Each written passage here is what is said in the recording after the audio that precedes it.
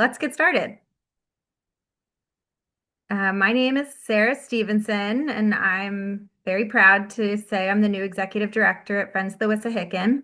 And so we'll run through a little introduction, and then we'll pass it across to a few different members of our team, and then also some of our great partners with the Office of Transportation and Infrastructure Systems and the Philadelphia City Planning Commission.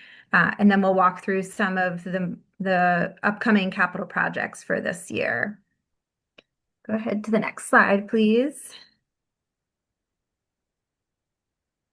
So a little bit about us. I have to say I'm only about 2.5 weeks into this job, but I've long loved the Wissahickon. And as we know, one of the greatest strengths of FOW is bringing people together.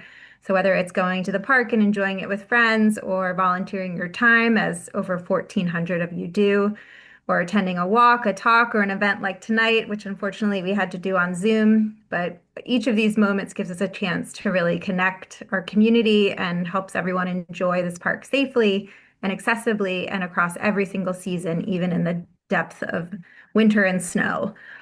And as you all know, the Wissahickon feels really rugged and strong, but it's actually a really fragile ecosystem. And so another really important part of our work is caring for the park itself, the flora and the fauna and the infrastructure that really define the Wissahickon.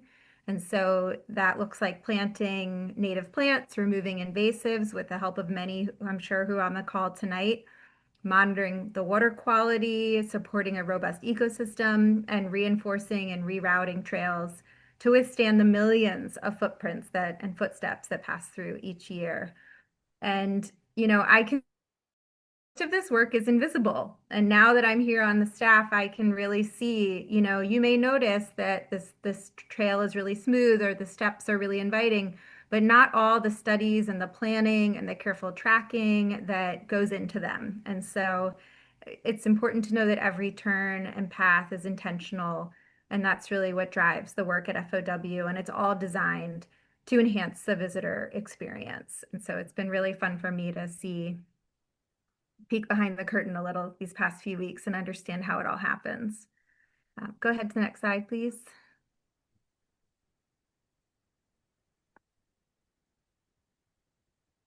Yeah, thank you. And these are some of the great people that make this work happen. And I want to give a shout out to the team for creating such a warm welcome to me. But these are really hardworking, dedicated, passionate people who really know their stuff. And it's been really an honor to work side by side them and see the park through their eyes. And so we're lucky to have such a team at the helm, and you're going to hear from several of them tonight. And if you have specific questions for individual team members, you can be specific when you use the link to enter your questions, and I'll help field them to the right people. But also, everybody's information is on our website, so you can always reach out individually to anybody that you're looking for. So just know that. And can you go to the next slide, please?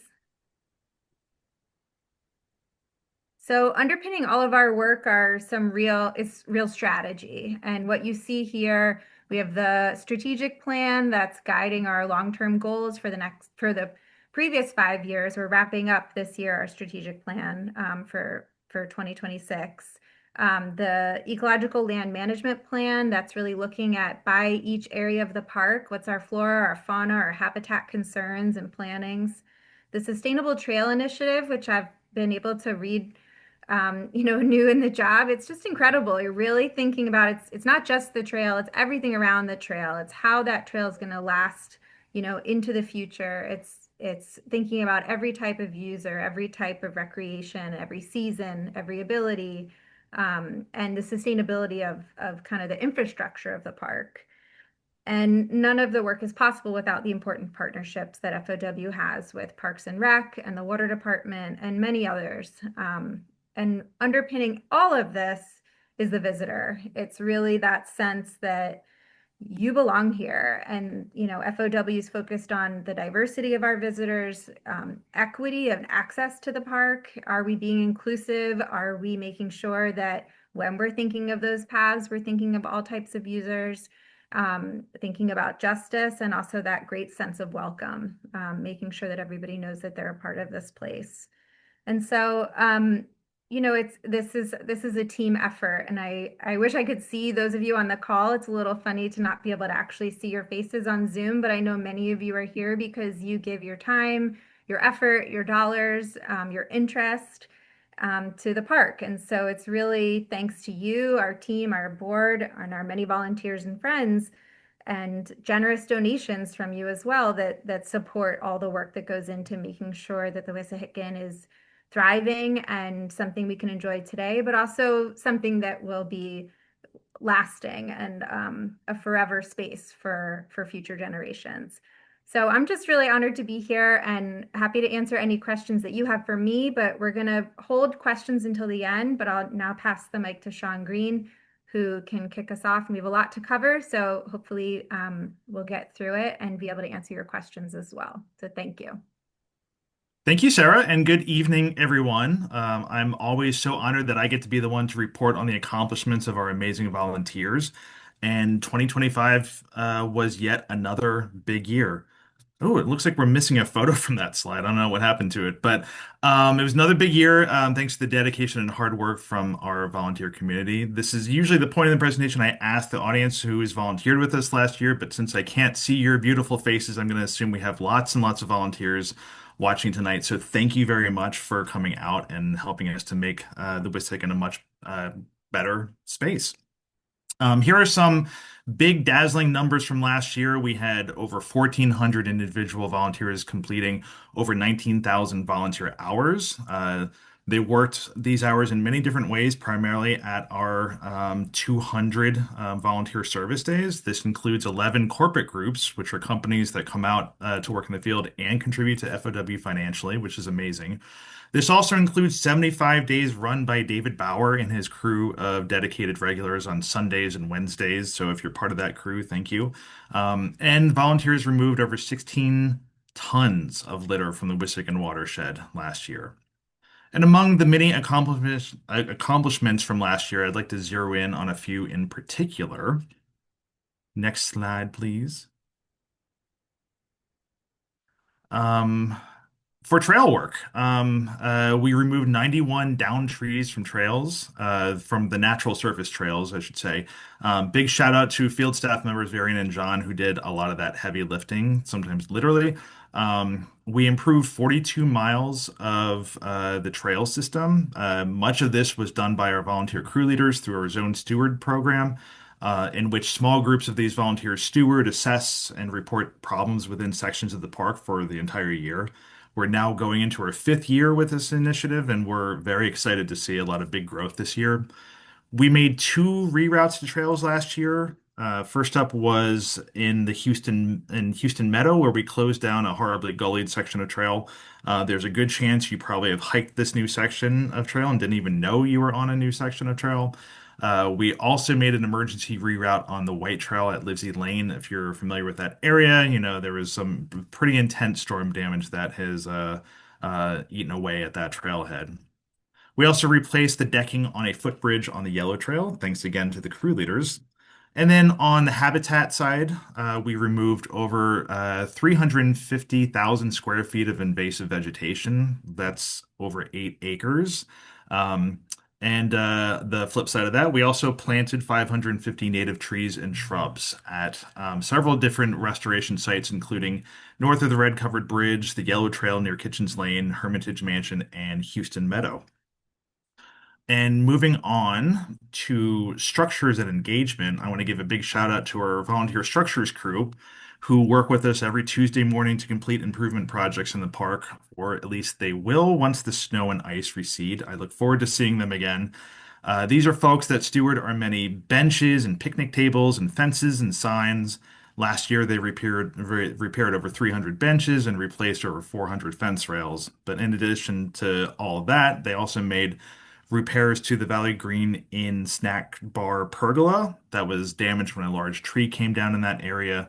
And they also reshingled the roof on the building next to Kitchens Lane, not the actual bathroom, but the other building near the bridge. But while they were there, they also repainted the exterior of the bathroom and removed graffiti from the area. This is something each year we aim for one kind of historic building to redo the roof and make updates and repairs to it as needed.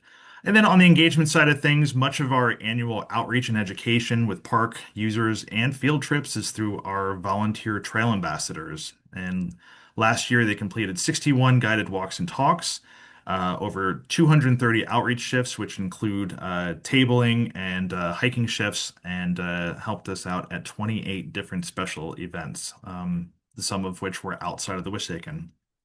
And finally, we worked with 9 different school groups on service projects last year and completed our third year of our Junior Stewards program, which was designed to provide more work experience in environmental stewardship for high school students within the school district of Philadelphia.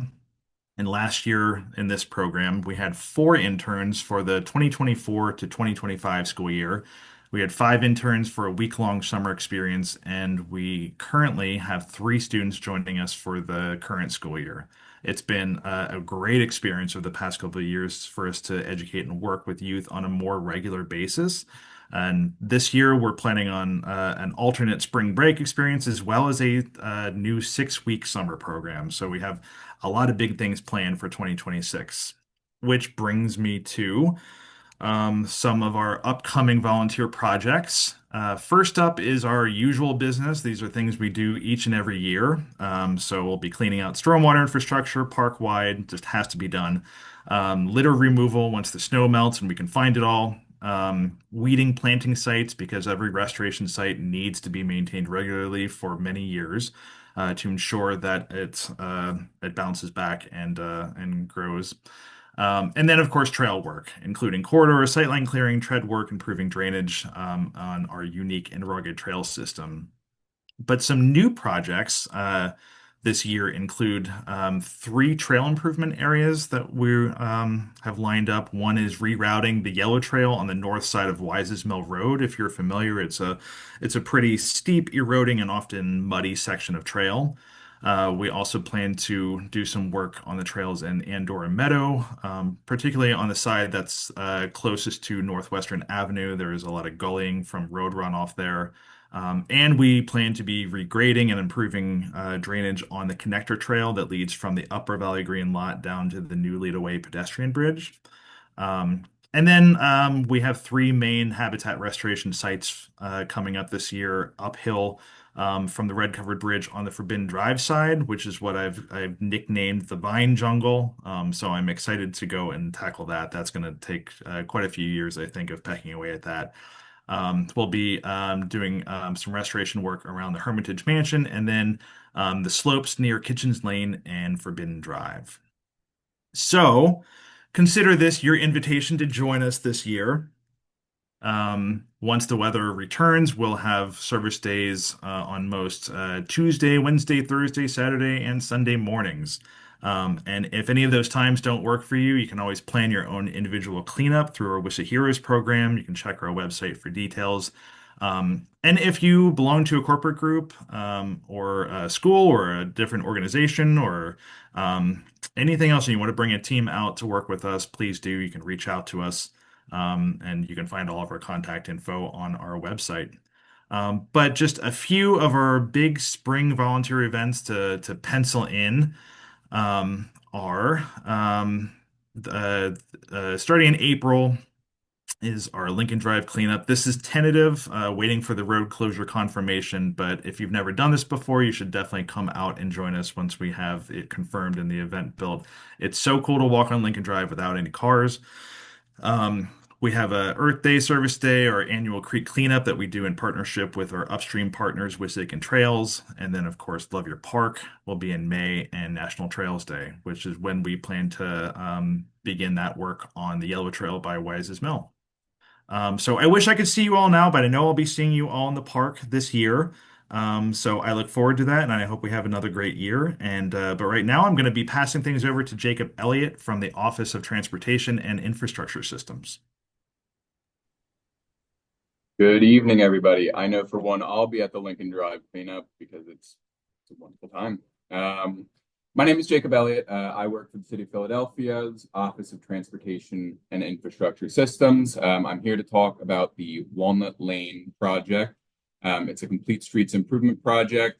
And hopefully for most of you, it'll just be an update from what we've been doing since last year, since we let you know that we were initiating the project. So we're going to go through the engagement that we've done and really project. Again, we're happy to answer any questions. Use the Q&A, or I think they sent a link, and then my email is at the end of this presentation, so feel free to reach out with any further questions. Next slide, please. One more. All right, so why did we choose to start a project on Walnut Lane? So Walnut Lane has a history of crashes. There have been 40 reported crashes between 2019 and 2023. Walnut Lane spans the Wissahickon Park on the historic Walnut Lane Bridge. And we've heard, really a number of issues surrounding access to the park and the surrounding neighborhoods.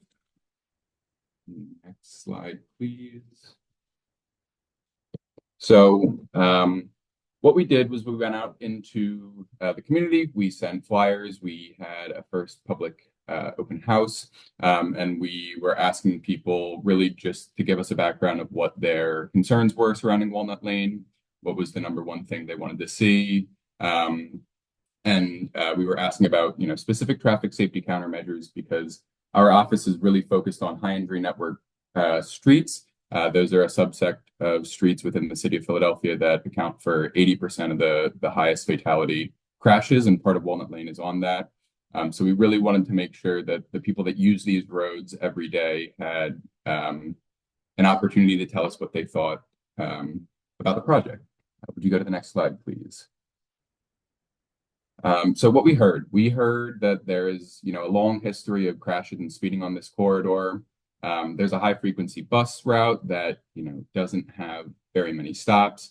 There are desires for the existing bike facilities to be upgraded to a higher quality. Currently, they're painted bike lanes today. People were suggesting adding separated bike lanes. There was also a sidewalk gap that we were, we heard over and over again presented a major gap to the community. This is along Bluebell Park. And it really, it's an area where a lot of dog walkers access from Germantown and up in the neighborhood, and they want to go walk their dogs at the park, but there's no sidewalk there, which also leads to the crossing concerns for pedestrians. We heard a number of issues surrounding, the speed of the cars, the lacking number of crossings to access the park, access the trails there, as well as pedestrian crossing concerns up near Tulpehocken Station. And really, some of those key traits that we heard over and over again was the desire to improve access to the trail, the regional rail, and the park facilities. So after this first, fact-finding mission, we came out to the community with a draft concept plan. We said, here's what we heard, here's what we can suggest. We wanted to get a feel of what, priorities were, whether they wanted two-way separated bike facilities or side paths like trails, asked about different signal improvements they would be wanting, showing the locations and the proposals for bus stop improvements.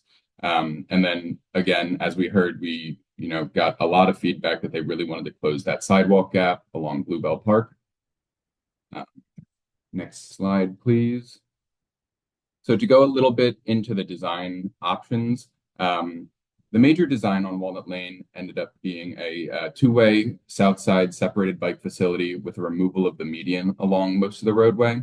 What this allowed us to do was add speed cushions and kind of right-size the roadway for the residential and park experience that most people were, asking to be brought back to this road. In certain areas, like this location, which is on the 400 block of Morris Street, between Morris and Wayne Avenue, we asked for, our near neighbors to give us an understanding of their preference for trade-off or for safety trade-offs. So this option was to either provide a separated two-way bike facility on the south side of Walnut Lane, or on that block, we needed to retain parking and keep the conventional bike facilities that were there today. Um, and so from that, we heard around 246 survey respondents. We talked to around 50 people at in-person meetings, and 70% of the people that we heard from in this second round of engagement were from the local zip codes, and 165 of those were able to give us their ratings for the design options. Next step. So just to go into a little bit of the findings of what the preferences were on that 400 block that I previously mentioned, we saw a lot more of a preference for the two-way south side rather than keeping the existing facilities. We continued to hear it was unsafe, but we wanted to offer and hear from both the residents as well as the community that use the corridor every day, what their preference on the safety trade-offs were. Next slide, please. One of the design alternatives was adding in better pedestrian access and bike access on Wissahickon Avenue between Walnut Lane and Rittenhouse Town. This is really, we heard that most, if not everybody, strongly supported this. It would remove the parking on Wissahickon Avenue, but it would provide better access for everybody from the neighborhood as well as anybody that's parking on Walnut Lane to go into Rittenhouse Town, to access Germantown. And so it would really create a smoother trail experience from the Wissahickon out onto the surface streets. Next slide. One of the proposed options that we brought was in the sidewalk gap area. So this is along Bluebell Park. It's, from the entrance of Bluebell Park till around Daniel Street, there's no sidewalk. There's plenty of city-owned right-of-way. So we had space to work with, but we wanted to hear, do you prefer a two-way separated bike lane with a sidewalk on one side, or do you want more of a shared use path, something that encourages, mixing of everybody walking and biking? And we heard mixed reviews on the shared use path just because of the number of dog walkers. This corridor, again, I'm not sure if you've been to Bluebell Park, but lots of people like to walk their dogs there. And there was really that, concern over the mixing of people on bikes as well as all the dogs. Next slide, please. So what we were able to do is we were able to come to a mix of the both worlds that, provides the separated space for the bikes as well as a larger space for pedestrians and dogs. And then it still provides those bus stop amenities. It'll have a raised crossing there. So this should hopefully simplify the access to the park. I know there's a trailhead, I think, one street over to the right that I often take the bus to. So this would access, the neighborhood so you don't have to cross at the traffic circle. And it would also provide this, sidewalk gap connection. Next slide, please. So our next steps, where we are right now is we are finding money. And we are, beginning our engineering process and getting plans together to bring this into a reality. We don't yet have money for all of the construction, but we are working through, design concepts with our, other city engineers, and we are in the process of submitting grants. Next slide, please. We really appreciate you guys having us today. Please feel free to ask any questions in the chat, email me any questions about this project. And then there's also a document page that I can link in this chat for everybody, if that is helpful. Thank you again. I believe I'm passing it off to my colleague Dan at the Planning Commission. Hey, good evening, everyone.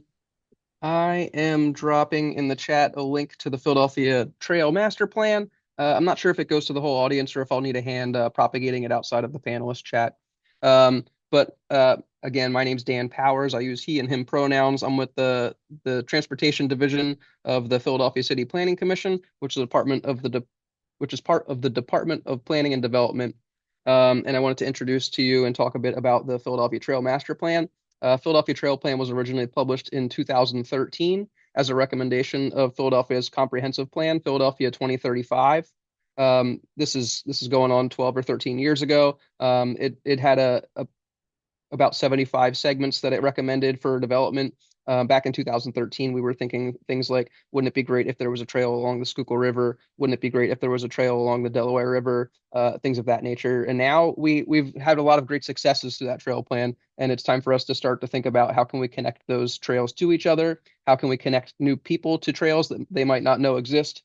How can we better maintain the trails that we have? And so we're starting to overhaul our trail master plan. As part of that, we have established a few different subcommittees. Again, the focus is going to be the trail network itself. What are the trails that make up the network? Where can we propose new trails? What exactly is a trail? Trails have evolved a lot in the last 12 years. There's e-bikes and there's bike share and there's all kinds of new trail users, and we want to make sure that they accommodate everybody properly. We want to make sure, again, that we're maintaining the trails that we have in order to justify building new trails or just have the best possible experience. Equity, engagement, and education strategies is a really core component of this plan. How do we connect with more folks? How do we make sure that we're programming trails really well? How do we make sure that we're supporting all the people that we partner with to make trails in Philadelphia happen? And then we want to take a closer look at how we prioritize trails for development.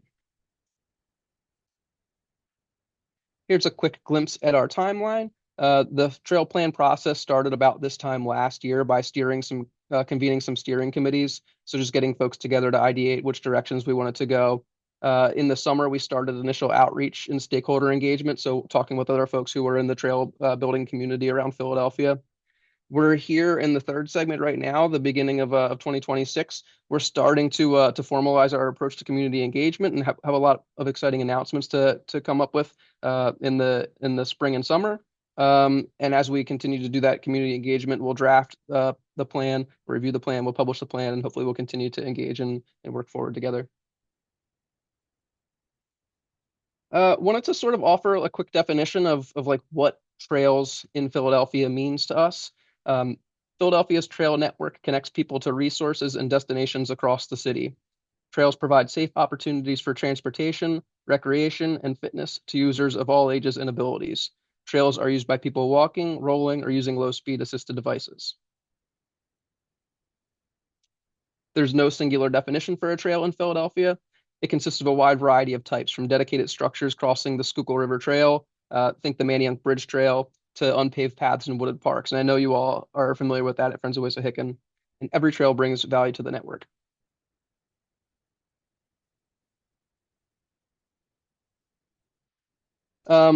By the way, so there's all kinds of different sub definitions of trails that we've got going on, and we're going to be reevaluating the maps that we have, the network that we're going to propose, and we'll be bringing that forward with engagement also to make sure that we're on the right track, that trails are going to the places that they need to go, connecting people to the destinations that they need to go, and so on.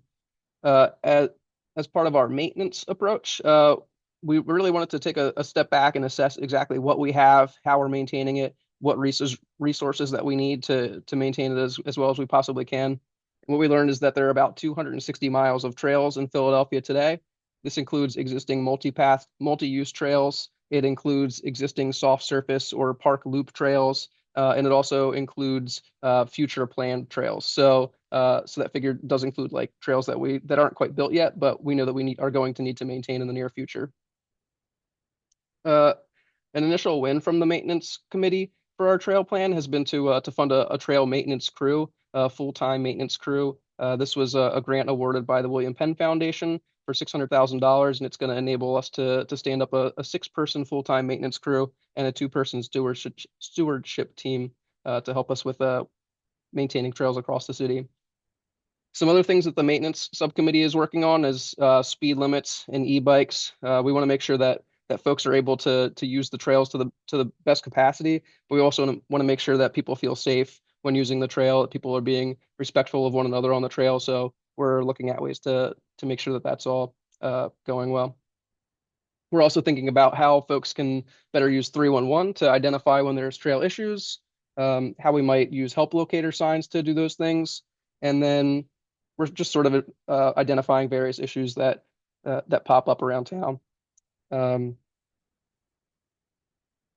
Next slide, please.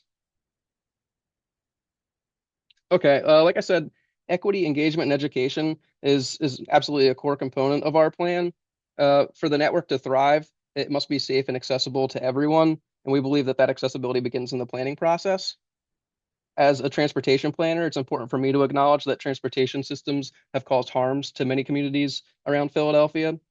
This is evidenced in the trail network itself, where Philadelphia has a trail network, but it wasn't necessarily a product of a strict engagement process. So we're really acknowledged that meaningful engagement is key to making sure that the trails are important or helpful to everyone. Um, every community has unique needs, and we commit to engaging intentionally with folks from all over the city to make sure that the network meets the full needs of experiences and needs of everyone in Philadelphia. So we're hoping to use local knowledge, and that starts with having conversations like these and connecting folks to the resources. As part of our planning process, there are several city agencies working together to make sure that we're all on the same page. And we didn't want to just be up here in Center City in the office tower talking about trails, though. On the next slide, you'll see some of the partners from outside of the city who we've been looping into our planning conversations. Slide, please.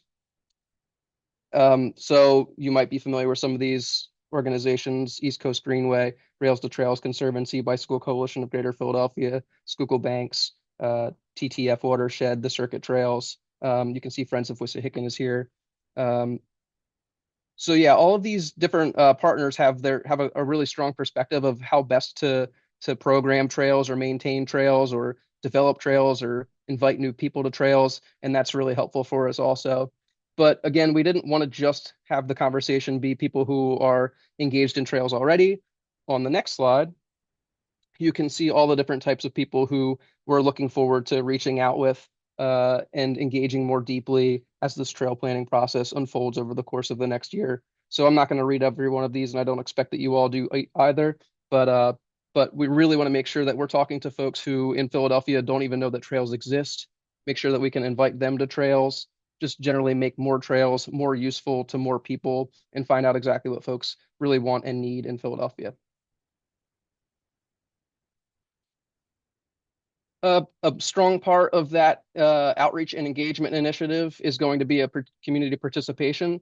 The Philadelphia City Planning Commission was awarded a grant in 2023 for an equity tool, and we're using that funding to provide stipends to community ambassadors. So we are working on putting together an announcement right now, and we'll be able to promote that and open up applications for community trail ambassadors, similar to if you're familiar with Vision Zero ambassadors or the Indigo ambassador program. And we're really excited to have trusted messengers all across the city of Philadelphia. Some things that those folks might be looking to do is flyer, attend community meetings, maybe lead walks with their community and things like that.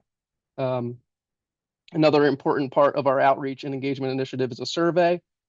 We see this as being able to reach people where they are, whenever they are, something that's easy to share. It has a series of questions that help us to understand how people use trails, again, whether or not they know that trails are there, how they perceive the maintenance needs of trails, what amenities are needed at trails, and where they're trying to go on trails.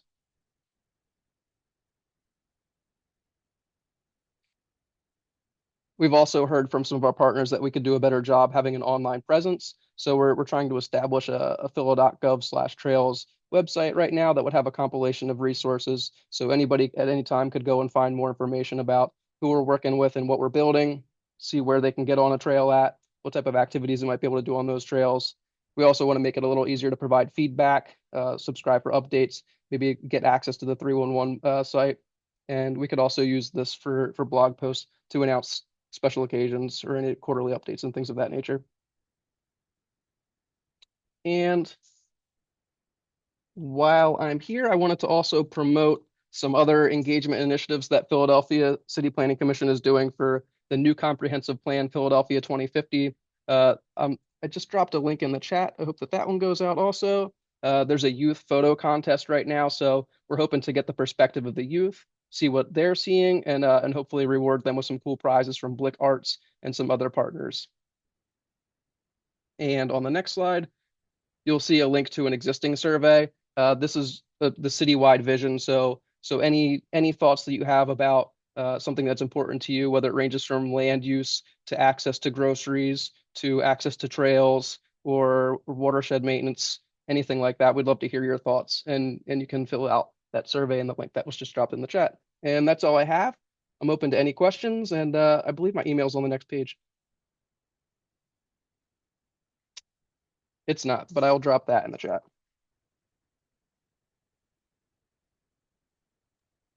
Awesome. Thank you so much, Dan. Thanks, Dan and Jacob, for coming this evening and sharing some updates on really important projects that are happening, not only in our neck of the woods, but throughout the city. So good evening, everyone. Thank you for joining us. My name is Pauline Berkowitz. I'm the Director of Capital Projects with FOW. And for the last portion of the program, we're going to review some of FOW's active capital projects. 2026 is going to be a really busy year. It has been already.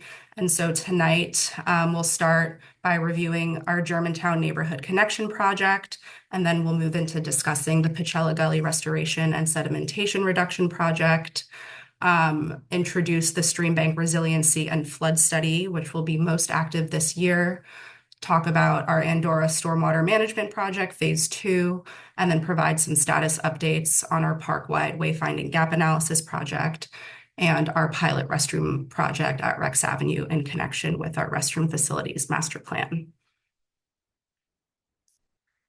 All right, so our Germantown Neighborhood Connection project has been ongoing since about 2022 when it kicked off with Parks and Recreation and neighbors living along Harvey Street, which is kind of the focal point of this project. It focuses on pieces of parkland that are disconnected from the main stem of the Wissahickon by Lincoln Drive. And so this project is all about improving accessibility and connectivity to the Wissahickon and improving the quality of that parkland.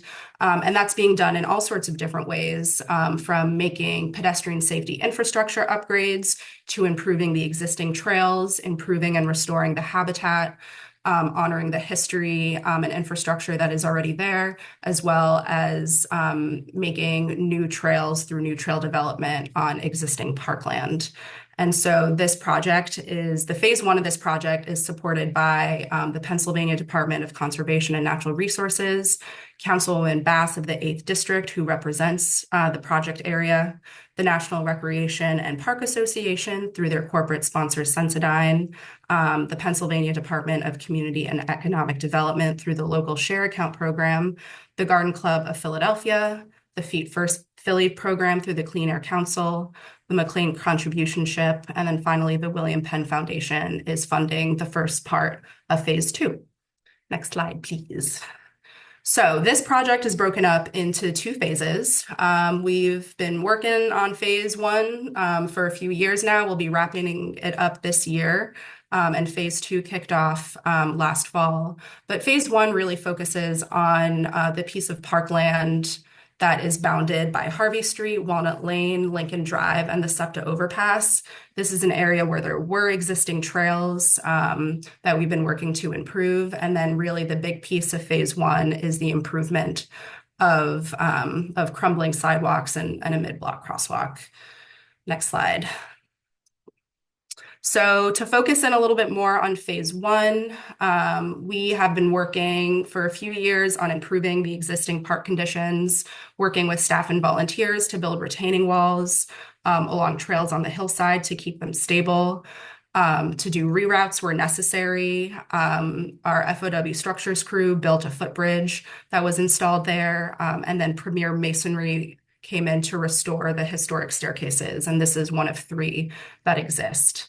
And then between 2023 and 2024, we added wayfinding signage throughout this piece of parkland to really make it cohesive and part of Wissahickon Park. It may be cut off from Lincoln Drive, but it's still very much a part of the Wissahickon. And so to help visitors better navigate their way around on these trails and then understand this piece of parkland in the context of the greater Wissahickon. And then finally, the piece to finish off phase 1 is the sidewalk and crosswalk construction. And if you can go to the next slide, please.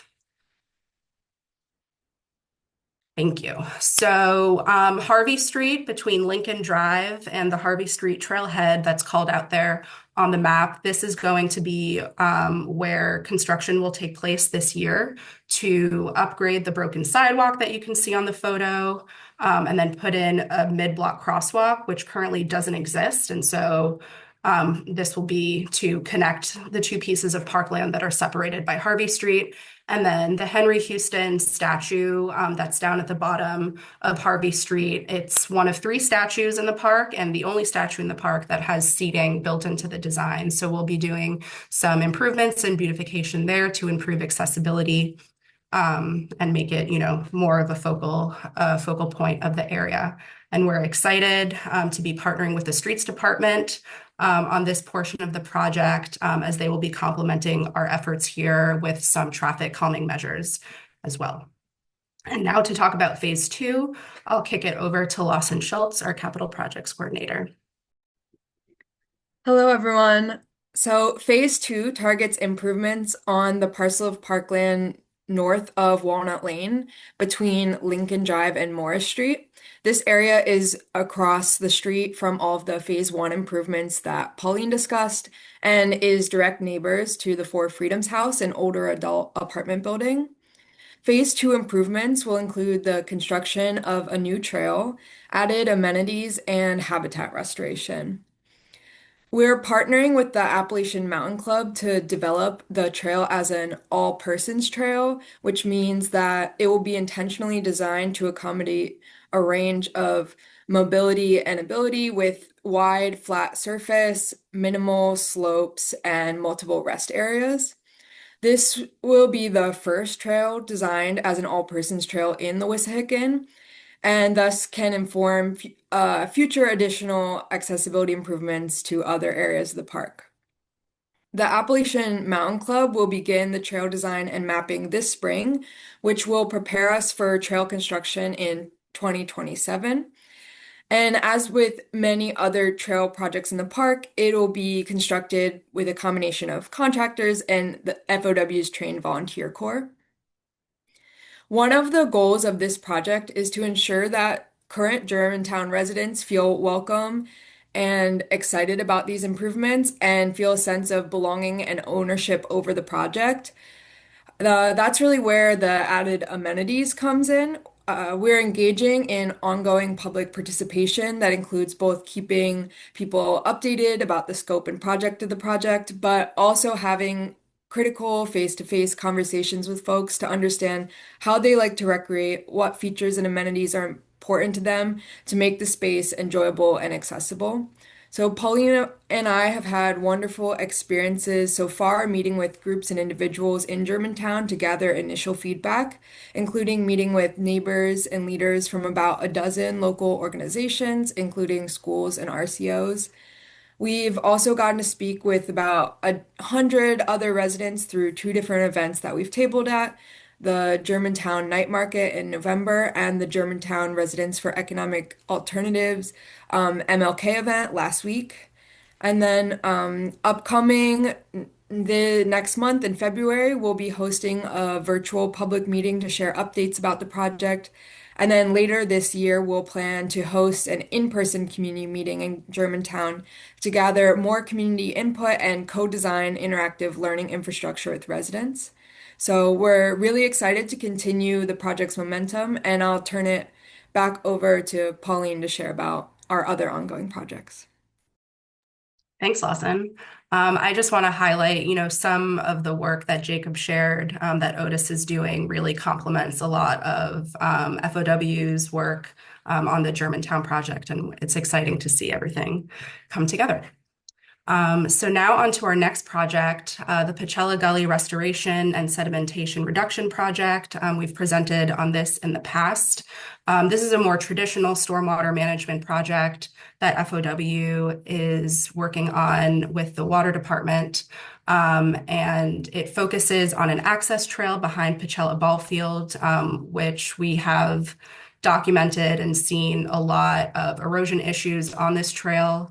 from water running off from Henry Avenue and the surrounding neighborhood. This access trail is along a fall line, which means it kind of goes straight down a hill. So there's significant stormwater volume that's going down the hillside that, as you can see in the photo, has cut all kinds of different gullies down the trail, which not only impacts visitor safety and enjoyment, but also impacts the water department's ability to maintain and access their infrastructure, as well as Parks and Recreation being able to use this access trail to go down to Forbidden Drive. This access trail is one of many that are, direct points of access from neighborhood entrances down to Forbidden Drive. So it's important that they are stable and not eroding the way this one is. It's estimated that about 22,000 pounds of sediment and 34 pounds of phosphorus is being discharged into the Wissahickon each year as a result of everything rolling down the hillside. And that's not to mention other non-point source pollutants that are also going down the hillside right now. So this project is designed and permitted, and currently we have funding for construction through the National Fish and Wildlife Foundation, the Pennsylvania Department of Environmental Protection, the Pennsylvania Department of Community and Economic Development through their Watershed Restoration and Protection Program, and the Schuylkill River Restoration Fund. Thank you.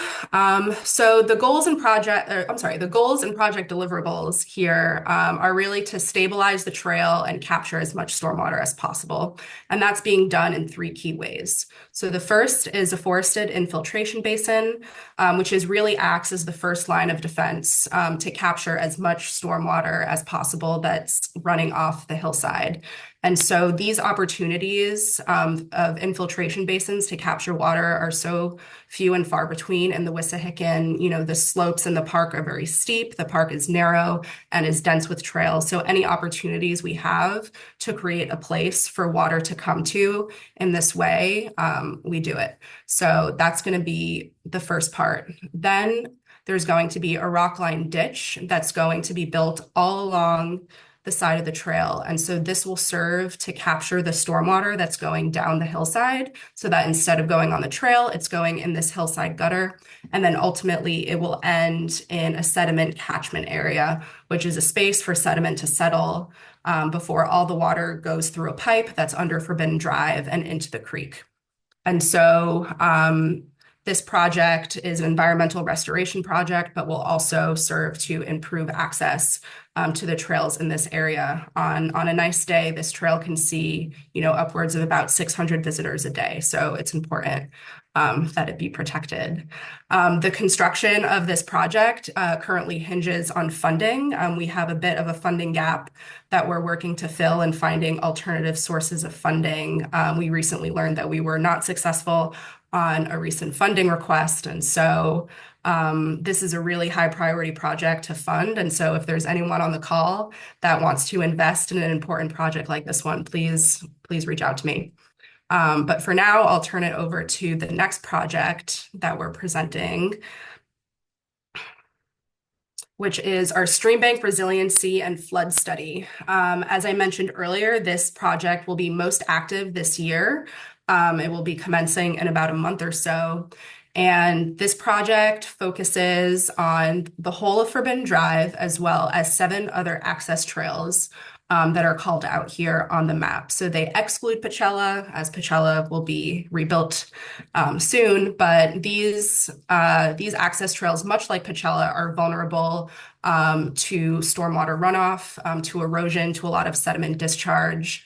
And Forbidden Drive itself, being along a steep stream bank and next to the creek itself, is vulnerable to flooding and stream bank collapse. And so the purpose of this study is to look at these areas and inform future restoration that we want to do along these trails. And so this project is being funded by the Department of Environmental Protection through their Coastal Zone Management Program, along with a private match. Next slide, please. And so the goals of this project are to expand upon a 2017 assessment. What was this assessment? So you may recall in 2019, FOW completed the restoration of 3 stream bank collapses. And in connection with that project, our consultant developed a drainage assessment to understand how does water flow down the hillside, how is it interacting with Forbidden Drive, and then how is that water going into the creek. And through that assessment, we learned about the various issues with the drainage infrastructure.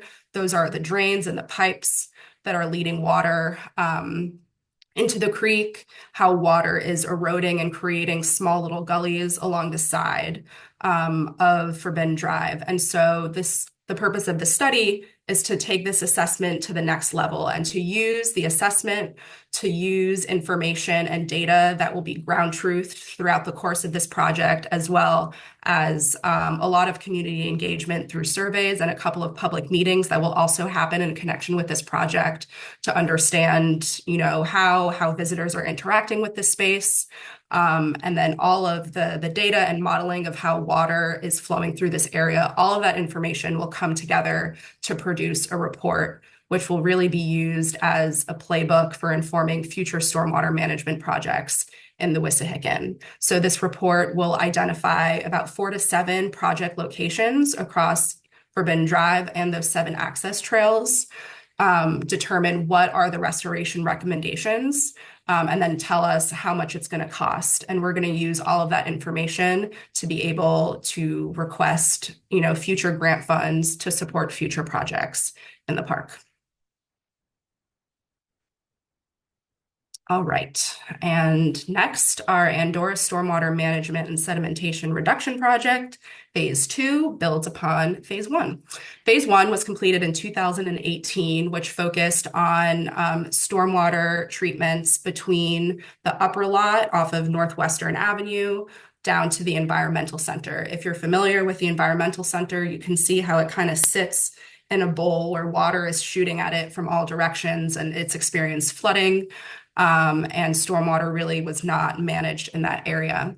So over the course of Phase 1 of that project in 2018, a bioinfiltration basin was built at the Andorra Upper Lot, as well as the creation of a more stabilized stormwater channel to convey stormwater down the hillside.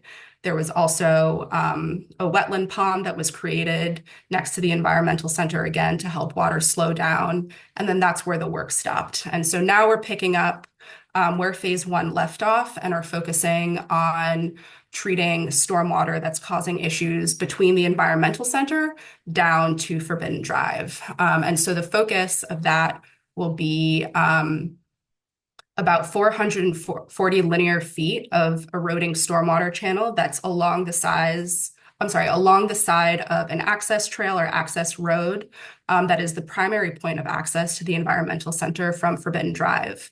And so in preparing funding for this project, environmental engineers estimated that about 100,000 pounds of sediment are being discharged annually into the creek. So not only does that compromise the water quality in the creek, but it also is impacting access to the environmental center. And so the goal of this project right now for what we have funding is to complete design and permitting. And that is partially funded by the Department of Environmental Protection, as well as a private match.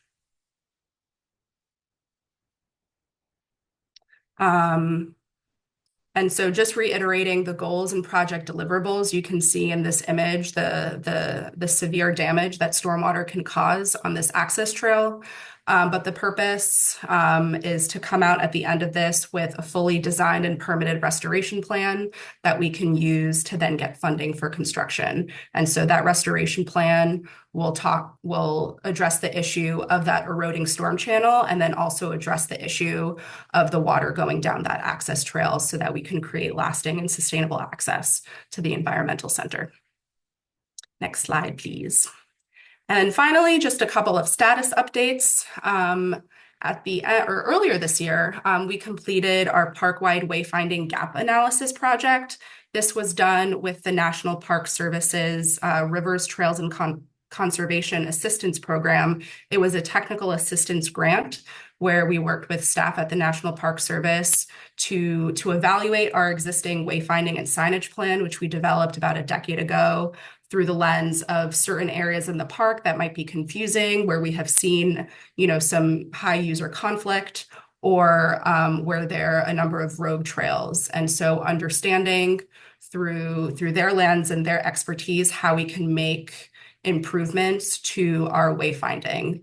And so what we received was a report, which we are excited to share with the public in the next few months.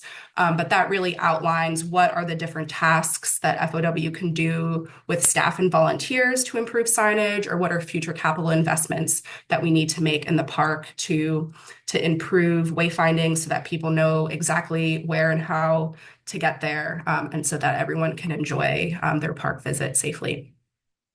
And then our pilot restroom project, this is in connection with our restroom facilities master plan, which was completed in 2022 by NV5.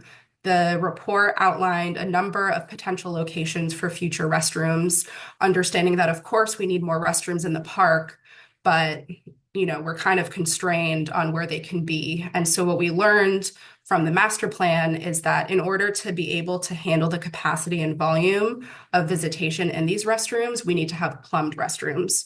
And so where in the park is that possible? Often that is on Forbidden Drive, where there is access to utilities. And so that understanding those constraints, as well as going through community engagement, we had a couple of public meetings and various surveys that went out. We understood that our pilot restroom needed to be within the vicinity of a high-use location. And so along Rex Avenue is a WPA structure that was once a restroom, and so we're looking to repurpose it into a plumbed restroom once again. And so it's about halfway between the Valley Green area and the Bells Mill area, which sees some of the highest visitation in the park. And so that's where we're planning to have our first restroom built. And so we're currently under contract with NV5 to develop a utility plan to submit to understand how those utility connections can be made for a viable restroom.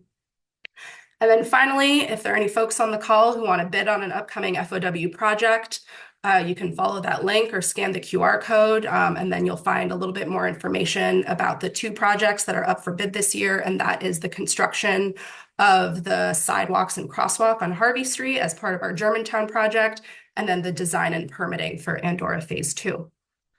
And I think that's it for me, and now we'll turn it over for some questions. Thank you all.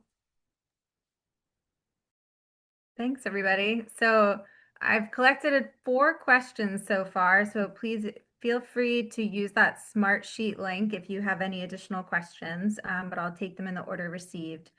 And so the first question is for Jacob. I think this is referring back to your slide that had the timeline on it. And so the question is, what's the order of the projects, and with limited funding, which will start soon? Yeah, so it's more of a function of where it's at in the design process. Typically, we apply for projects that are grant ready, and as they're in the design process, we build up the construction funds.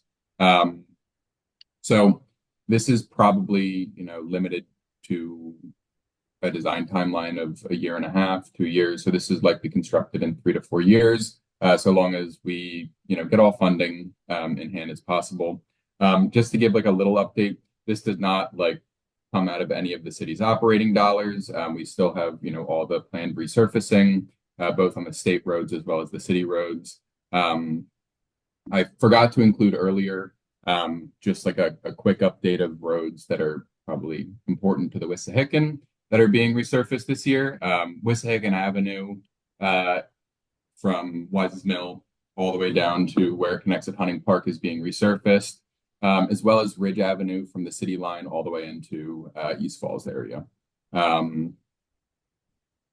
I think that answers that. I will also send a link to all of our currently, active projects in case you want to poke around at some of the other work that we're doing. Thank you. And Paul, if you need any further explanation, please feel free to resubmit or follow up. My next 2 questions are for Dan. The first is, does the 260 miles of trails include with the Wissahickon and Pennypack Park? Yeah, thanks for the question. And out of the about 260 miles of trail that we mentioned, the vast majority of that is Wissahickon Pennypack trails. So there's about 137 miles of unpaved or park loop trails, and that accounts for the like Wissahickon and Pennypack trails, for example. Um, as far as paved multi-use trails like the Schuylkill River Trail or like the Delaware River Trail, that's a much smaller portion at about 80 miles. I hope that answers the question. Yeah, that's helpful. Thank you. And this next question, you can field, or I know Pauline and I have talked about this, but the question is, how will the 6-person trail maintenance crew coordinate with FOW and other organizations? Yeah, I think that's TBD, and I might be able to connect you with somebody who's been working more closely with the maintenance program and the maintenance crew than I have. If you wanted to share that person's information with me, I can connect back with them later with a better answer. Sure. So Diana, thanks for the question. I can connect your email with Dan. And then the last question I have is about the new Germantown Trail. The question is, how long will the new all persons trail be? I can take that. So through initial site visits that we've done with the Appalachian Mountain Club, we're expecting about 1,200 linear feet. But as Lawson said, they're coming out this spring to flag out a more concrete alignment, and so we'll have better numbers then. Okay. Thank you, Pauline. And I've just refreshed. I don't see any new questions. Again, I'm sorry we can't see all of your faces tonight. Hopefully the next one of these will be in person, and I look forward to meeting all of you sometime soon. But we appreciate all of your time, and a huge shout out to our team and our partners for all the work and prep that went into this. And it's exciting to showcase a really exciting year ahead.